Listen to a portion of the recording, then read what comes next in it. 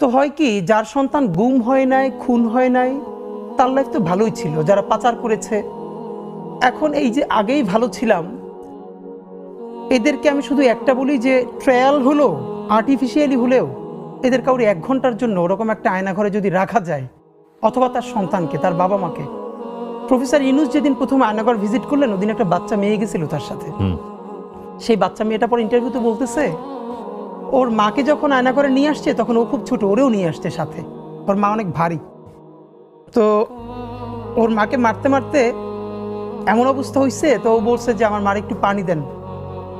এরপরে এমন লাথি মারছে, ওর মা ওর সামনে বাথরুম করে ফেলছে, নড়তে পারতেছে না। একটা মেয়ে বলতেছে যে তাকে আয়নাঘরে নেওয়ার পর তার পিরিয়ড হয়ে গেছে মায়ের চোটে। তারপরে বলছে আমাকে প্যাড দেন, হো হো করে হাসতেছে। আপনি ভাবেন যে আপনার বোন, আপনার, এবং সব থেকে ভয়াবহ এই যে আলেপ আয়নাঘরের একজনকে ধরেছে, আয়নাঘরে নিয়েছে, তাকে জঙ্গি হিসেবে তার জবানবন্দি নেবে, কিন্তু সে দিচ্ছে না। তাকে জঙ্গি হিসেবে জবানবন্দি নেয়ার জন্য তার স্ত্রীকে ধরে এনেছে তার সামনে।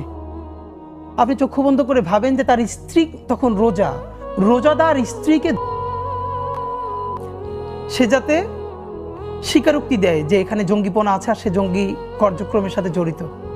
ভাই, এই কথাগুলো যারা বলে আর্টিফিশিয়ালি হলো, দুনিয়ার যে মানুষটা ডাকাত তারও তো সন্তান আছে। একটা ছবি আছে, একটু দেখে নিন। হঠাৎ করে ওনার কথা শুনে মনে পড়লো। ইদানিং অনেক বড় ভাইরা বলে কি, তুমি অনেক ইমোশনাল কথা বলো, এখন একটু প্র্যাকটিক্যাল কথা বলা দরকার, একটু ইমোশন দিয়ে তাড়িতে হও। আমি ভেবে পাই না ভাই, 24-এ এই দুনিয়ার কোন পলিটিক্যাল সায়েন্টিস্ট একটা অঙ্ক কষে বসছিল যে এই ফ্যাসিবাদের পতন হবে এই বাচ্চাদের হাতে?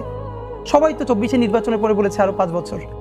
কি ভীষণ ইমোশন থাকলে, সেদিনকে আমার সাথে একটা বাচ্চার দেখা হয়েছে, তার বাবা আমাদের সাথে দেখা করতে এসেছে, যে ও প্রথম দিন নামছে, ও 9-এ পড়ে, সারা জীবন গেম ছাড়া কিছু খেলে নাই, বন্ধুদের সাথেও আড্ডা দেয় না, কিন্তু এই রক্ত দেখে সে নামছিল। তার বাবা মা মনে করছে ও খুব খারাপ করে ফেলবে। পরের দিন রাত্রিরে ওরে দুধের সাথে ঘুমের ওষুধ খাওয়াই দিয়ে ওর ঘুম পাড়াই রাখছে। পরের দিন কি হয়েছে আপনি অবাক হবেন, এই বাচ্চা সে ঘুম থেকে উঠে তাকে বিকেল হয়েছে এবং তাকে মিছিলে যাইতে দেয় নাই। সে বাসায় বটি নিয়ে তারপরে বাপ মারে ধরছে, আমার উঠাও নাই কেন। সেই বটি নিয়ে তার বাবা তার সাথে রাস্তায় নামছে।